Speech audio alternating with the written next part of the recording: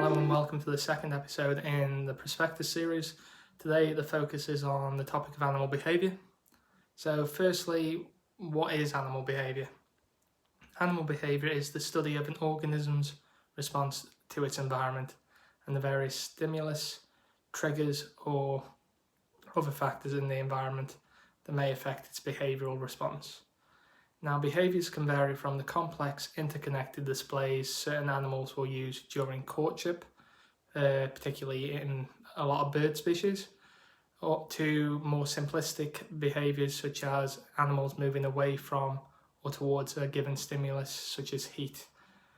Now, this particular episode is different than the vet nursing route because behaviour does not slot you nicely into any one career, but opens the door to a plethora of various specialisms that you may want to pursue.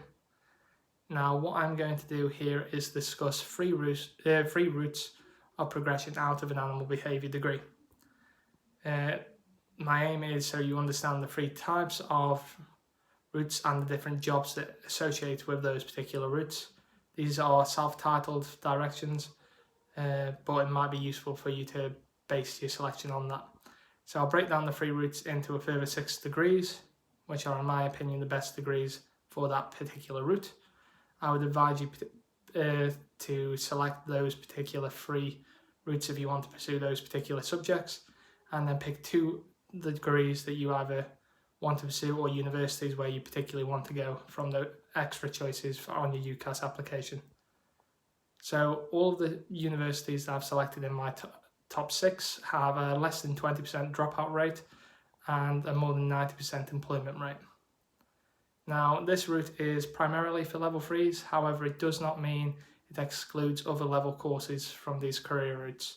However, it's the most linear route for the level 3s to pursue animal behaviour. If you were to want to pursue it from another level, I'll go through career progression in a later video. Now, firstly, those pursuing training and behavioural rehab routes. So, firstly, what is it? So training and rehab is what I classify as the core management sections of the industry. This is the career path for those of you who want to work in kennels, catteries, sporting centres or other rehab yards, etc. So then I want you to think, why would you pursue this route? So it's core when you are trying to aim and shape your understanding and how to improve the animal's behaviour in those environments, giving you a comprehensive overview of why the animals present the behaviour, but as well going a bit further and understanding how you can improve, manipulate and modify those behaviours. The science of motivation and new techniques that are being employed in terms of training, these are crucial in this particular route and fundamental in your career progression in this direction. Now, welfare improvement. So when you're looking at improving welfare, you need to improve understand both the production and performance measures, which you'd see in farm animals, zoo animals, or companion animals. So in terms of these measures, you need to know what these look like. You need to be aware of how behaviour can affect welfare, what you can look for with the animals, such as what signs do they show when they are at their optimum performance, whether that be farm, zoo, or companion animals. And also in terms of what you need to understand the industry needs you to be aware of in terms of their performance measures for that animal. You also need to go a bit further and think, okay, so what are the signs of when the animal's at the top of its performance, and what are the signs of the animal starting to dip in its performance? How can I spot this early on? How can I prevent it? And how can I modify these behaviours? So in terms of what you need to look at the problems in the field and how to improve, because you'll be the ones who drive change in the industry and drive welfare improvement for those species. Now, moving on to my final route, which is the animal science route. So this is more for if you're looking for a career in more applied behavioural science. This is how you would be applying that behaviour to a given field or specialism. Now, these fields generally examine and look at how behaviour has been affected or changed by a particular stimulus or a factor that we put into that environment, either intentionally or unintentionally. Now, some of the fields look at how we're having a direct impact, such as nutrition, or how we're having an indirect impact, such as climate change on wild animals and how we measure and monitor these factors. So some of these fields can include animal nutrition, different field studies such as what you see documentary workers conducting, or animal science, which is more of a broader route to it. So in terms of your degree routes, Hartpury University, to start us off with, is their degree is Human and Animal Interaction. It's a BSc. The key modules in year one, these modules link to all core aspects of animal science, as well as how animals fit the various industries and how they interact with the various professions, truly looking at the science of the human-animal relationship. Now in year two, it goes into more depth of the year one modules, but looks more at how the relationship is moving into year three. It looks at more applying more the theory and putting that human-animal relationship into a greater context for you. University of Lincoln, Animal Behaviour BSc. So their year one looks at giving you core module knowledge that really gives you a foundation and understanding of what makes up the animal and how the behaviours have come about. Now, the key elements in the module is an introduction to animal behaviour and welfare. Whereas their year two looks at developing more your skills in the field, but keeping you still as a generalist. And some of their standout modules are particularly like the animal protection module, which looks at how applying some of the welfare legislation to actually protect and safeguard the animal is fundamental, and animal behaviour, which expands the subject in more depth and detail. But also they include modules like conservation biology, which looks at the positive and negative impacts that we have as a society on the animal and how we've really affected or altered the wild animal's behaviour. Now the final year, the standout modules are animal cognition, looking at how the animal learns, behaves, and really changes over time, which links to the University of Lincoln's master's degree in animal behaviour, which is a really crucial and fantastic degree. Moving on to Liverpool John Moores University, their animal behaviour year one route looks like they're very similar to the University of Lincoln. It looks at giving you core understanding of the field and it gives you a rounded in animal science as a whole, but it also differs by having two further behaviour modules than the University of Lincoln, which has generally just one focus, one module in animal behaviour, such as they have an applied behavioural science and a general animal behaviour module. One that looks at how you apply the topic, the other one looks at the more core concepts of the science and other general surrounding areas of the topic. Year two looks at more at how the animal processes information, with modules that particularly stand out, such as animal locomotion and animals in motion, and really combines this really well with its other modules such as brains, hormones and behaviour and how they all link.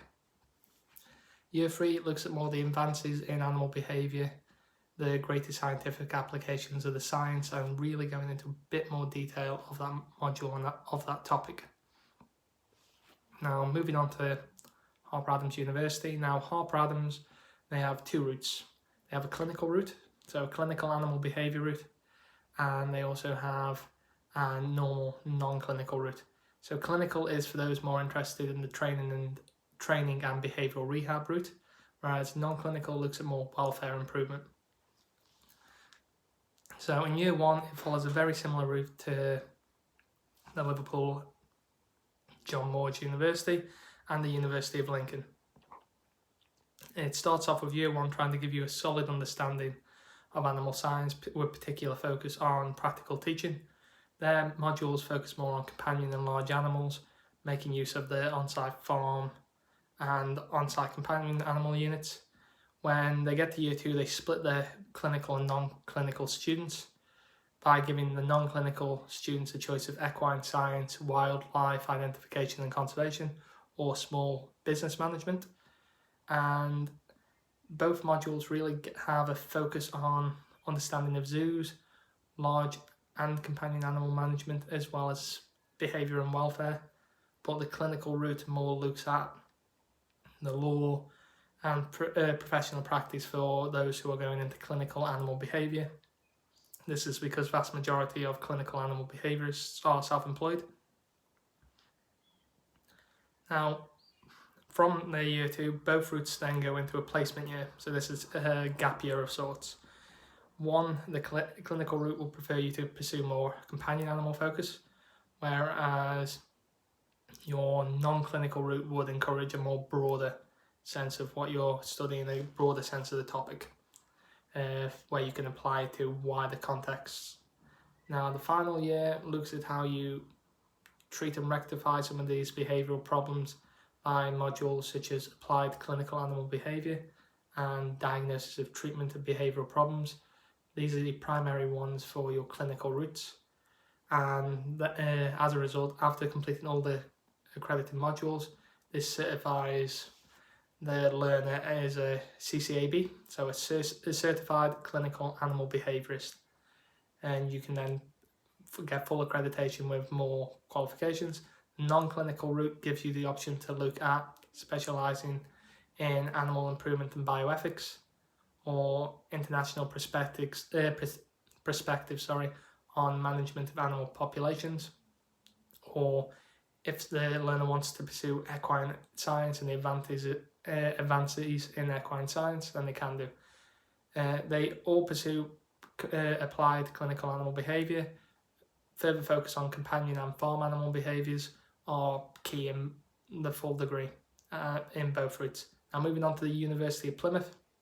So that animal behaviour and welfare BSc, again, very, very similar year 1 route, focusing on the underpinning sides of animal behaviour, but also including key modules which focus on ecology, both field studies of ecology and working in different settings, and ecology and the diversity of life and understanding the theory.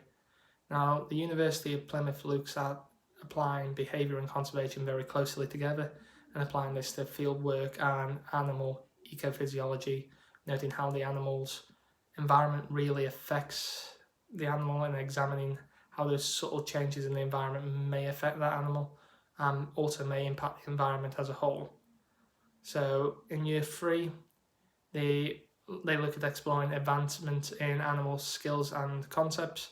So as well as animal welfare and ethics, they look at the wider impacts of your knowledge on the field of study and developing your field skills in more detail. This is where they have an optional placement year. So whereas Harper Adams is in between year 2 and year 4, University of Plymouth is also between year 2 and year 4, but it's an option that you can choose.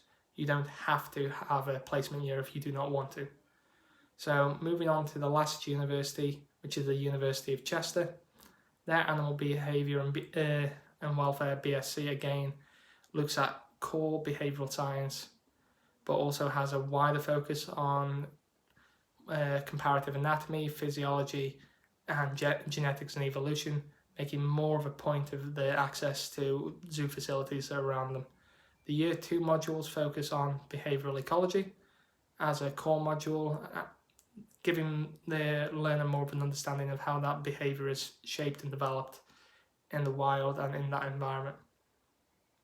So they give you a wider choice of optional modules to pick from, which you can then decide more and more on as your university degree progresses, culminating in your year 4, which is your behavioural science routes, where you can pick what options you want to specialise in, whether it be wildlife science, welfare science. I say year 4 because you can also specialise as a master's degree at this university if you so wish to. So which degree route suits each route? So for training and behavioural rehab, I think Harper Adams University, their clinical route, then the Liverpool John Moores University, and finally Hartpury University. Again, for welfare improvement, I'd go with Harper Adams non-clinical route, the University of Plymouth, and the University of Chester. And finally, for the animal science routes, I would go for the University of Plymouth, University of Lincoln, and University of Chester. All of them are in no particular order. So if the job market is competitive, what does it mean for you? Now, it means your degree and your modules must stand out in the field. I've split the degrees based on different routes that I feel they fall better into, and this is to allow you to pick and better focus your career opportunities and career growth as you progress in your studies. They're not all mutually exclusive. You can apply for a plethora of jobs with each of those degrees and for a variety of fields and areas of study, but these would just be my suggestions. So for training and behavioural rehab, these are really going to be the routes which focus on kennels, catteries as core directions. But also remember, you can work in zoos as an animal trainer or working for yourself as a dog trainer. Particular qualifications which will help you is the IMDT qualification. The welfare improvement route is for those who want to shift their career slightly into farming, looking at the welfare enforcement officers. This can be in both farm, companion or lab environments. Now, this is often the route for those who want to improve or adjust welfare standards to really champion quality in those areas, markets or sectors. Whereas moving on to animal science, your focus is more on the wider fields. Do you want to specialise in animal nutrition and understand how behaviour impacts or is impacted by nutritional science?